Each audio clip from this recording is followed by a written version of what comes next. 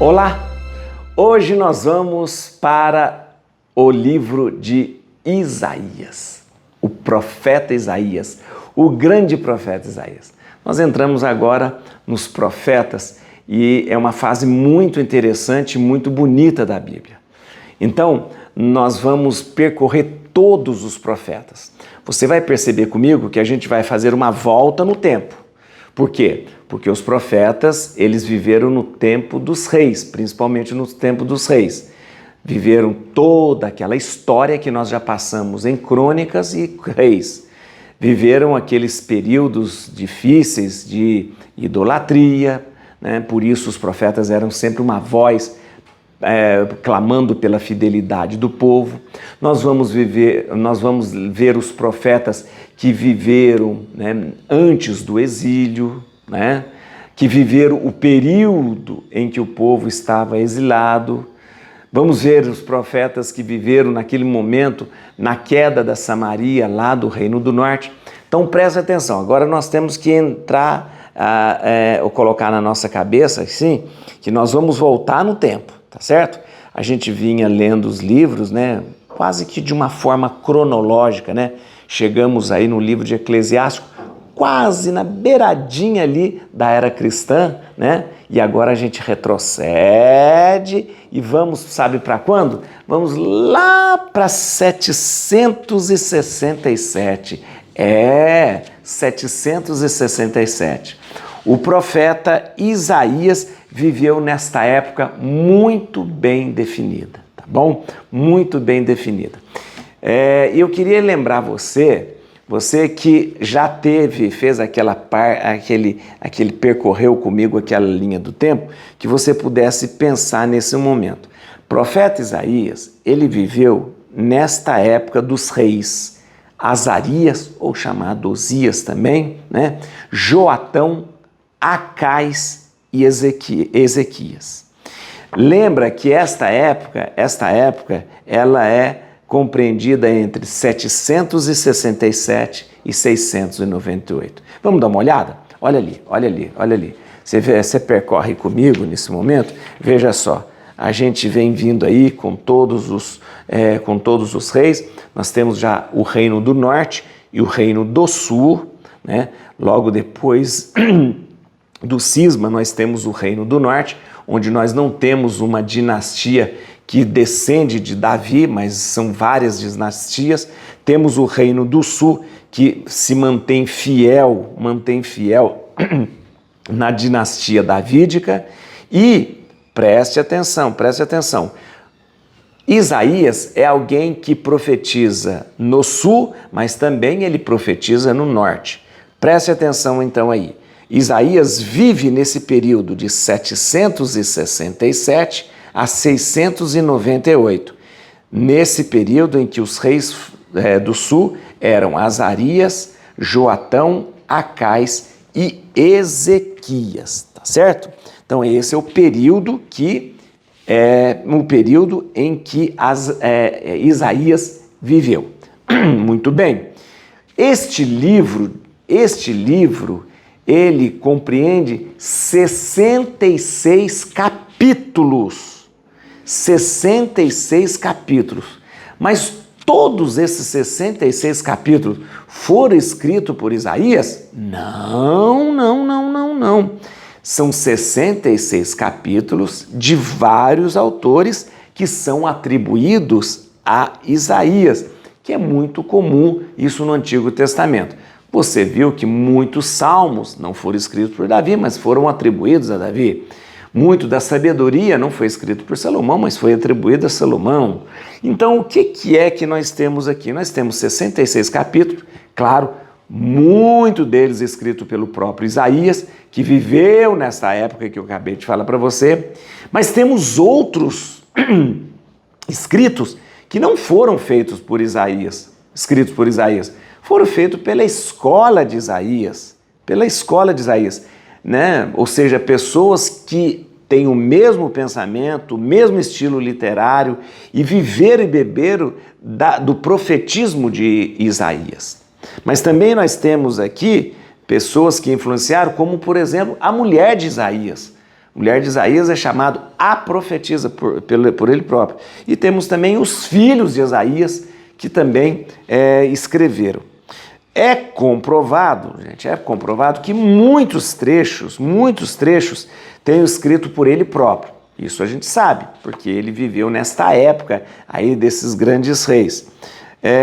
Mas também é comprovado que muitos textos, eles foram escritos pelos seus discípulos, né?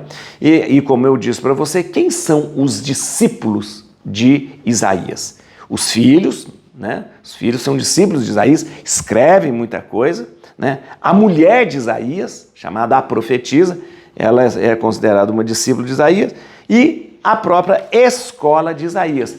A escola de Isaías, ela são aqueles que beberam do profetismo de Isaías, né? Tem o mesmo, como eu disse, tem o mesmo estilo literário, tem o mesmo pensamento, tá bom? Dessa forma, o livro de Isaías, atenção, o livro de Isaías é dividido em 3 partes. Vamos ver? Vamos ver. O livro de Isaías é dividido em primeiro Isaías, segundo Isaías e terceiro Isaías. Geralmente se usa proto-Isaías, deutero-Isaías, tá? Mas eu vou usar primeiro Isaías, segundo Isaías e terceiro Isaías. O primeiro Isaías vai do capítulo 1 ao capítulo 39. Isso mesmo, capítulo 1 ao capítulo 39.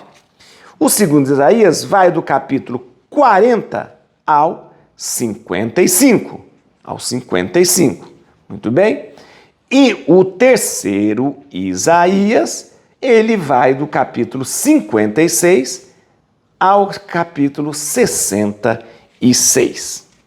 Vamos entender então aqui por que nós temos essa divisão de primeiro Isaías, segundo Isaías, terceiro Isaías. Porque o primeiro Isaías, ele acontece, né? O primeiro Isaías, que vai do capítulo 1 ao capítulo 39, ele acontece antes do exílio. Então, toda a profecia se refere àquele tempo antes do exílio. Provavelmente o tempo em que Isaías viveu, naquele período de 767. Muito bem. O segundo Isaías, ele é durante o exílio, no exílio, né? Vai do capítulo 40 ao 55.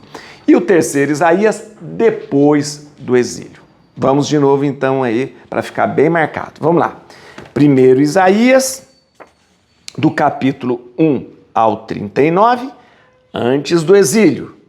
E aí, neste primeiro Isaías, nós temos aí, tudo que é a introdução do livro, o resumo da pregação do profeta, as profecias sobre Israel e Judá, os oráculos sobre as nações estrangeiras, o conjunto com tendências apocalípticas, os oráculos de promessas e ameaças sobre Israel e Judá, mais fragmentos apocalípticos, e depois termina com a atividade de Isaías no momento da campanha de Senaqueribe. Lembra aquele momento que Senaqueribe invade Jerusalém? Tá bom? Beleza. E o segundo Isaías? O segundo Isaías, ele acontece justamente no exílio. Atenção, o segundo Isaías vai do capítulo 40 ao 55 e é o período do exílio, né?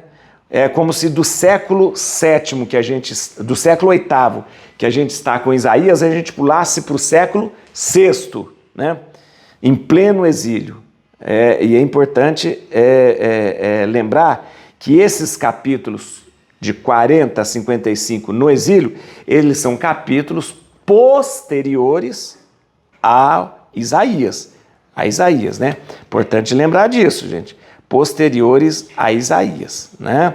E é importante, nesse momento, que a gente lembre que se ele é posteriores a Isaías e nós temos aí 2 séculos de diferença, claro que não foi Isaías que escreveu, né? Foi a escola de Isaías que escreveu. E aí, gente, nós vamos para o terceiro Isaías, que é justamente o terceiro Isaías, o período depois do exílio. O terceiro Isaías vai de 56 a 66, é depois do exílio. Mais ainda, mais longe ainda do próprio tempo que Isaías viveu, né? Tem muita semelhança com o vocabulário, o pensamento de Isaías, mas tem uma mudança de tom. Porque aí nós vamos começar a ver os judeus retornados do exílio, os judeus que haviam ficado na terra, lá, né, e não foram para o exílio, né? Os estrangeiros que acabaram vindo para a terra e os judeus que ficaram lá na diáspora, que não voltaram para a terra, né? Muito bem. Nesse terceiro Isaías, o que se aponta? A crise de esperança do povo, o culto aos ídolos, a divisão do povo e o menosprezo dos estrangeiros. Vamos lá então, que eu queria lembrar a você algumas coisas neste momento aqui. Vamos lá. Acompanhe comigo aqui, neste momento aqui. Ó. Olha aqui, nós temos, veja a linha do tempo aqui comigo. Nós estamos aqui com Isaías, gente. Nós estamos aqui com Isaías vivendo aqui em 767, tá vendo aí? 767 até 698, tá bom? Esse é o período dos reis aqui, dos reis que eu havia falado para você. Do rei Azarias, que é chamado também de Uzias, né? Azarias, Joatão, Acais, Ezequias, tá bom? Então esse aqui, nesse período, é onde Isaías vive, nesse período desses reis aqui. Aqui nós temos o primeiro Isaías, como eu disse para você, aqui nós temos o primeiro Isaías que é antes do exílio. O exílio só vai acontecer mais tarde, antes do exílio, e Isaías está aqui, tá bom? Isso vai do capítulo 1 ao capítulo 39. Aí nós passamos para o segundo Isaías. O segundo Isaías, gente, é no exílio. Olha a diferença. Aqui, Isaías vivia aqui, século VIII. O exílio vai acontecer aqui, no século VI. Então, olha aí uma coisa, a gente pula do século VIII para o século VI. Então, aqui acontece o segundo Isaías. Logicamente, Isaías não estava mais vivo. Isaías viveu naquele período. Aqui no exílio, Isaías não está mais vivo. Mas quem vive aqui? A escola de Isaías. Ok? Muito bem. Depois, gente, nós vamos ter o terceiro Isaías, que é depois que passou muito tempo, o povo volta do exílio. Ora, mais tarde, quando o povo volta do exílio, obviamente Isaías não estava vivo, né? Claro, e nós temos o chamado terceiro Isaías. O terceiro Isaías, que vai justamente do capítulo 56 ao capítulo 66. Muito bem, e quem escreve então o segundo e o terceiro Isaías não é o profeta Isaías, mas a escola de Isaías, que tem o mesmo pensamento, o mesmo profetismo e compõe dessa forma todo o livro de Isaías. Então veja só que interessante, o livro de Isaías começa na história do povo de Israel, ali no período antes do exílio, ali no ano 767, passa pelo exílio e vai até o povo retornar do exílio. Todo esse período é o profeta gritando. E você vai acompanhar tudo isso comigo, tá bom? Vamos lá, gente? Então, nós vamos agora ler o primeiro capítulo do livro do profeta Isaías. Lembrando que nós estaremos do capítulo 1 ao capítulo 39 no primeiro Isaías. E nesse primeiro Isaías nós estamos antes do exílio, vivendo essa época em que Isaías realmente viveu. Vamos lá? Profecia de Isaías, filho de Amós, a respeito de Judá e Jerusalém, no tempo de Osias, de Joatão, de Acás e de Ezequias, rei de Judá. Ouvi, céus, e tu, ó terra, escuta, é o Senhor quem fala. Eu criei filhos e os eduquei, eles, porém, se revoltaram contra mim. O boi conhece o seu possuidor e o asno o estábulo do seu dono, mas Israel não conhece nada e meu povo não tem entendimento. Ai da nação pecadora, do povo carregado de crimes, da raça de malfeitores, dos filhos desnaturados. Abandonaram o Senhor, desprezaram o Santo de Israel e lhe voltaram as costas. Onde vos ferir ainda, quando persistis na rebelião? Toda a cabeça está enferma e todo o coração abatido. Desde a planta dos pés até o alto da cabeça, não há nele coisa sã. Tudo é uma ferida, uma contusão, uma chaga viva, que não foi nem curada, nem ligada, nem suavizada com óleo. Vossa terra está assolada, vossas cidades incendiadas, os inimigos, à vossa vista, devastam vosso país. É uma desolação como a ruína de Sodoma. Sião está só, como choupana em uma vinha, como choça em pepinal, como cidade sitiada. Se o Senhor dos Exércitos não nos tivesse deixado alguns da nossa linhagem, teríamos sido como Sodoma e teríamos nos tornado como Gomorra. Ouvi a palavra do Senhor, príncipes de Sodoma, escuta a lição de nosso Deus, povo de Gomorra. De que me serve a minha multidão das vossas vítimas, diz o Senhor. Já estou farto de holocausto de cordeiros e da gordura de novilhos cevados. Eu não quero sangue de touros e de bodes. Quando vindes apresentar-vos diante de mim, quem vos reclamou isso? Atropelar os meus átrios? De nada serve trazer oferendas, tenho horror da fumaça dos sacrifícios, as luas novas, os sábados, as reuniões de culto, não posso suportar a presença do crime na festa religiosa. Eu abomino as vossas luas novas e as vossas festas, elas me são molestas, estou cansado delas. Quando estendeis vossas mãos, eu desvio de vós os meus olhos, quando multiplicais vossas preces, não as ouço, vossas mãos estão cheias de sangue. Lavai-vos, purificai-vos, tirai vossas más ações diante dos meus olhos. Cessais de fazer o mal, aprendei a fazer o bem. Respeitai o direito, protegei o oprimido, fazei justiça ao órfão, defendei a viúva. Pois bem, justifiquemo-nos, diz o Senhor, se vossos pecados forem escarlates, se tornarão brancos como a neve. Se forem vermelhos como a púrpura, ficarão brancos como a lã. Se fordes dóceis e obedientes, provareis os melhores frutos da terra. Se recusardes e vos revoltardes, provareis a espada. É a boca do Senhor que o declara.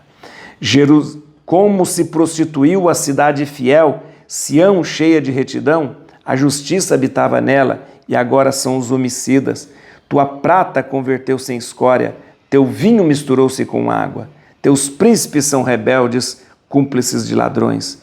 Todos eles amam as dádivas e andam atrás do proveito próprio. Não fazem justiça ao órfão, e a causa da viúva não é evocada diante deles. Por isso, eis o que diz o Senhor, Deus dos exércitos, o poderoso de Israel. Eu tirarei satisfação de meus adversários e me vingarei de meus inimigos. Voltarei minha mão contra ti e te purificarei no crisol e eliminarei de ti todo chumbo. Tornarei teus juízes semelhantes aos de outrora e teus conselheiros como os de antigamente. Então te chamarão cidade da justiça, cidade fiel. Sião será remida pelo direito e seus convertidos pela justiça. Os rebeldes e os pecadores serão destruídos juntamente, e aqueles que abandonam o Senhor perecerão. Então tereis vergonha dos carvalhos verdes que cobiçais, e corareis de pejo nos jardins que ora vos agradam, porque sereis como um carvalho verde com folhagem seca, e como um jardim sem água. O homem forte será a estopa, e sua obra a faísca. Eles arderão sem que ninguém possa extinguir.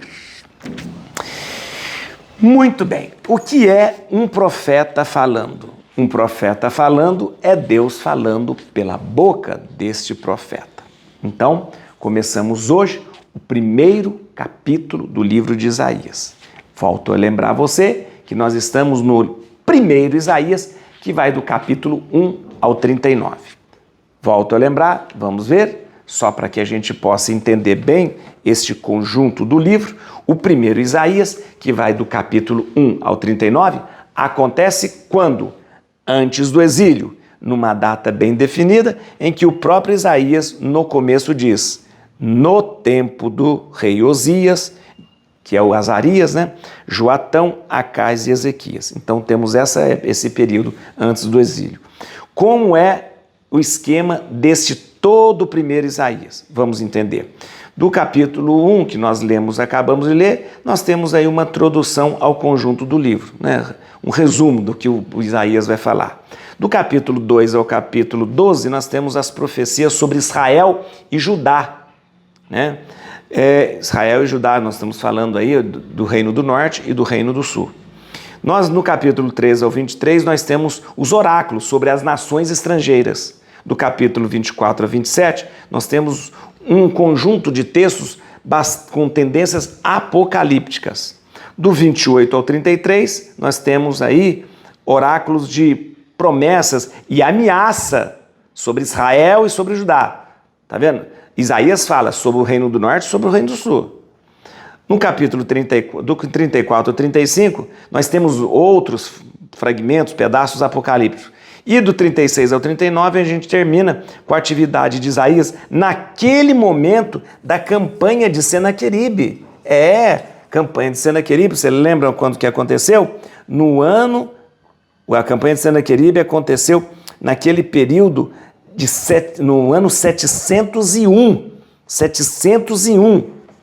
Então, isso estava muito vivo na cabeça de Isaías. Só recordando a você, o que foi a campanha de Senaqueribe? Senaqueribe era assírio. Ele, depois deles terem dominado o reino do norte, eles fazem uma investida no reino do sul, no ano 701, e faz um cerco em Jerusalém, tentando dominar também o reino do sul. Não consegue. Jerusalém resiste e Senaqueribe é vencido, né? Isaías viveu bem essa época, né? Viveu bem essa época aí da campanha de Senaqueribe, tá bom? Então, a gente vai terminar esse primeiro Isaías, esse bloco, com as atividades do profeta Isaías na campanha de Senaqueribe, ok? Ok, então vamos lá. Vamos lá para a gente entender o livro de hoje.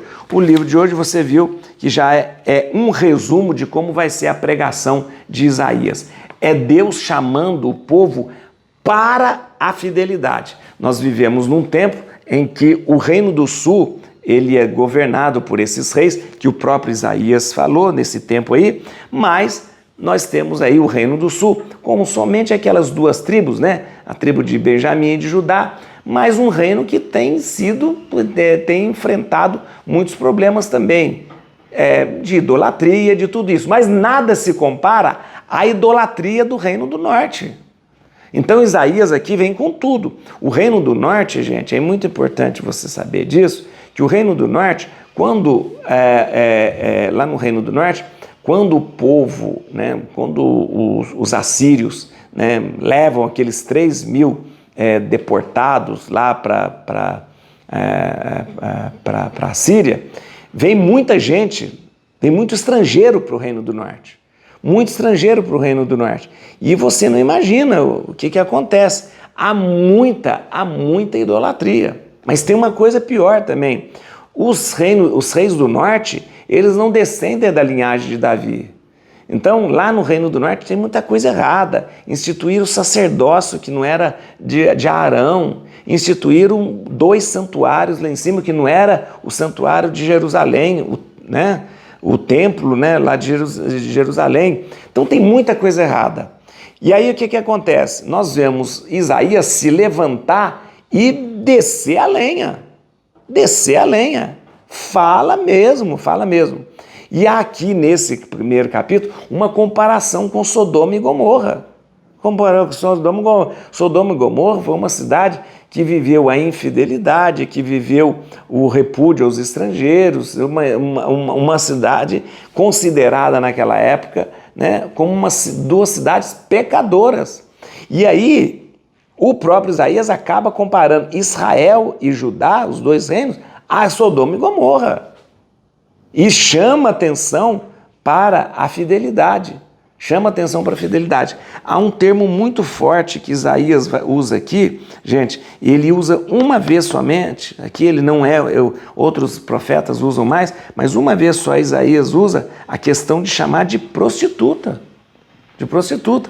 Então é muito, muito sério mesmo, muito sério.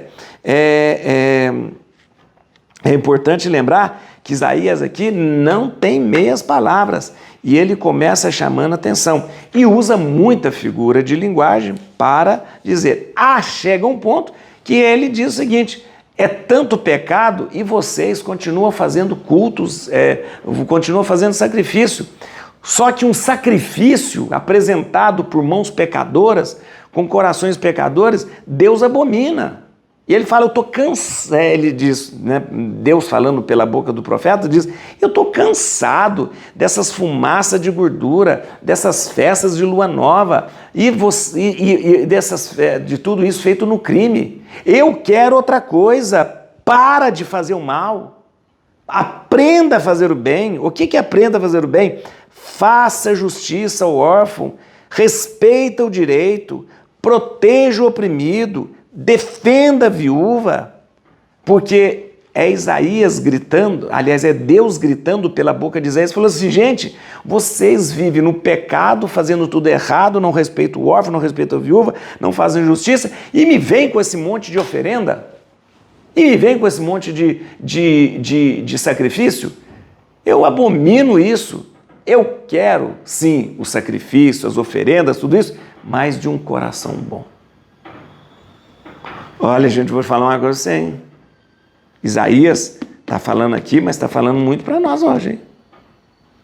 Quantas vezes a gente com o coração cheio de maldade, cheio de ódio, cheio de vingança, cheio de ressentimento, a gente vai belo e formoso para a missa. Cuidado, hein? Quantas vezes a gente vai aí, com o coração contaminado pelo pecado, a gente vai participar da missa, oferecer o sacrifício da Santa Missa. Vamos lá. O versículo 1, que era o versículo 1, ele diz assim, profecia de Isaías, filho de Amós, respeito de Judá e Jerusalém. Então aqui já definiu, vai falar de Judá, falando de todo o reino do sul, de Jerusalém, que é a capital, mas nesse tempo específico aqui, Osias, que é Azarias, Osias e Azarias é o mesmo rei. Osias, Joatão, Acais e Ezequias. Presta atenção. Primeiro, o nome Isaías. O nome Isaías é um nome muito interessante, muita gente usa esse nome. O nome de Isaías é Yeshayahu. É um nome que é muito parecido com Yeshua. Yeshua é o nome de Jesus, né? Yeshua, o nome de Jesus, significa o Senhor salva. O Senhor salva. O nome de Isaías é meio mais ou menos parecido, porque é Yeshayahu, que significa a salvação do Senhor. Deixa eu escrever para você. Esse é o nome de Isaías em hebraico.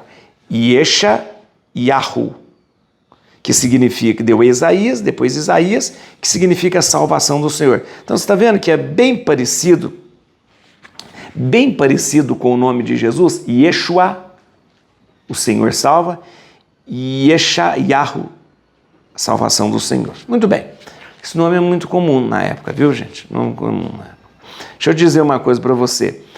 O versículo 1 já vem falando de Judá e Jerusalém.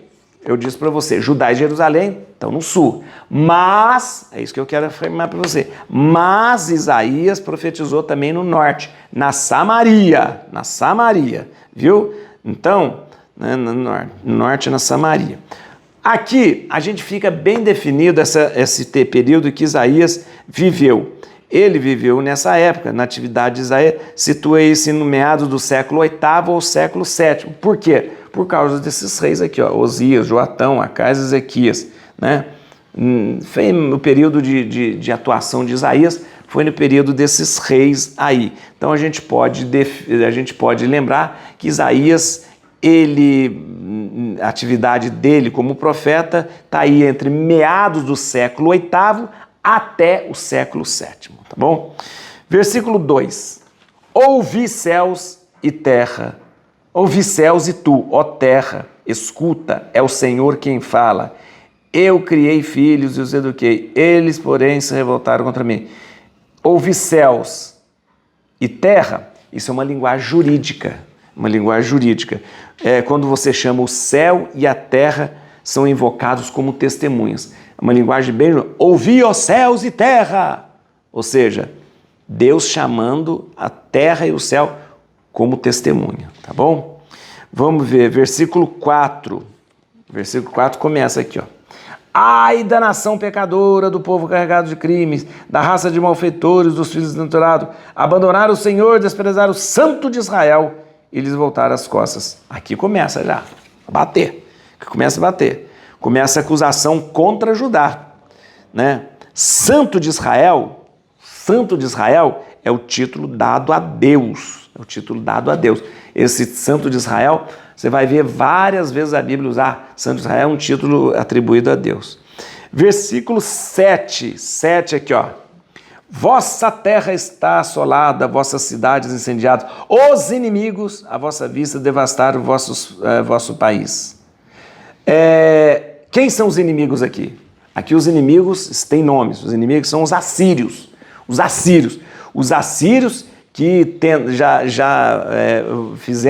foram lá no Reino do Norte, e os assírios que estão tentando agora aqui embaixo no Reino do Sul. Tentaram, então os assírios são os inimigos ali. 8. Sião está só, como choupana em uma vinha, como choça em pepinal, como cidade sitiada. Sião aqui é Jerusalém. E está sitiada, com certeza isso aqui é uma alusão àquele cerco que eu te falei, o cerco de Senaqueribe. Senaqueribe é sírio. E os assírios querem dominar o sul. Já dominaram o norte, querem dominar o sul. Então, em 701 acontece eles sitiam a cidade de Jerusalém, mas perdem, né? Muito bem. No versículo 9. Se o Senhor dos Exércitos não nos tivesse deixado alguns da nossa linhagem, teríamos sido como Sodoma e teríamos nos tornado como Gomorra. Senhor dos Exércitos não nos tivesse deixado. Deixado o quê? Aqui é o tema, gente, muito interessante. O resto de Israel. Que resto? O termo resto de Israel é muito interessante. Presta atenção. Quando o resto é assim. O povo... Quando dividiu os dois reinos, o povo do sul, o sul ficou só com duas tribuzinhas, Judá e Israel. Judá e Benjamim. O norte, o Israel, ficou com 10 tribos. Então sobrou o quê? Sobrou um restinho de nós aqui, ó. Só duas tribuzinhas, um restinho de nós. Se não tivesse sobrado esse resto. Depois o tema resto também é usado para aqueles que são deportados lá para a Síria. Então sobrou um pouquinho, então esse resto é que mantém. Depois resto também é usado para o povo que vai para o exílio, né? Quando vai para o exílio da Babilônia, fica um restinho aqui. Então, esse resto é sempre invocado como Deus, na sua misericórdia, permitindo que o povo se refizesse, né? Versículo 11, aqui, 11. Aqui é quando começa a bater nessa história de culto do sacrifício, que Deus está farto desse sacrifício. De que me serve a minha multidão das vossas vítimas, diz o Senhor. Já estou farto dos holocaustos de cordeiros e da gordura dos novilhos cevados. Eu não quero sangue de touros e de bodes. Ou seja, Deus falando para eles. Aqui é importante lembrar que o sacrifício é importante, o culto é importante. O que Deus repele é que esse sacrifício, esse culto, ele vem acompanhado de crimes, de pecado. Porque é o seguinte, o culto, ele só é importante, o sacrifício só é importante se ele for acompanhado de uma conduta ética. Ética. E isso vale para nós hoje também. A missa precisa que eu participo, eu preciso ter um comportamento ético, amoroso, misericordioso. Senão ela vira só um teatro no nosso coração. Versículo 13. Aqui, ó. 13, olha que coisa forte. De nada serve trazer oferendas, tem horror da fumaça do sacrifício, as luas novas, os sábados, as reuniões de culto. Não posso suportar a presença do crime na festa religiosa. O que é por suportar a presença do crime? É o seguinte, gente, aqueles que cometem injustiças vão lá celebrar a liturgia. Aquele que comete injustiça tem a cara de pau de oferecer um sacrifício. Serve para nós hoje. Cometemos aí injustiças e temos a cara de pau de praticar, de ir à missa, de participar da Eucaristia. Cuidado. Versículo 23. Aqui 23. Teus príncipes são rebeldes, cúmplices de ladrões. Todos eles amam as dádivas e andam atrás do proveito próprio. Não fazem justiça ao órfão e a causa da viúva não é evocada diante deles. Aqui tem uma coisa muito séria aqui. A lei, gente, sempre a lei proibia os administradores, pessoal da justiça, de aceitar presentes. E era um escândalo quando alguém, um juiz, alguém que trabalhava na justiça, começava a aceitar presentes, né? Então, isso era um dos escândalos mais terríveis, né? Quando o pessoal, os administradores da justiça, os administradores, né, de justiça, aceitavam presentes. Versículo 25, voltarei minha mão contra ti e te purificarei no crisol e eliminarei de ti todo o chumbo. Isso aqui é só uma questão prática que eu queria lembrar a vocês. Geralmente tinha muito ouro misturado ao chumbo. Né? Então tinha uma prática de separar a prata do chumbo, e era assim, você colocava num cadinho e usava uma mistura de soda e potassa para separar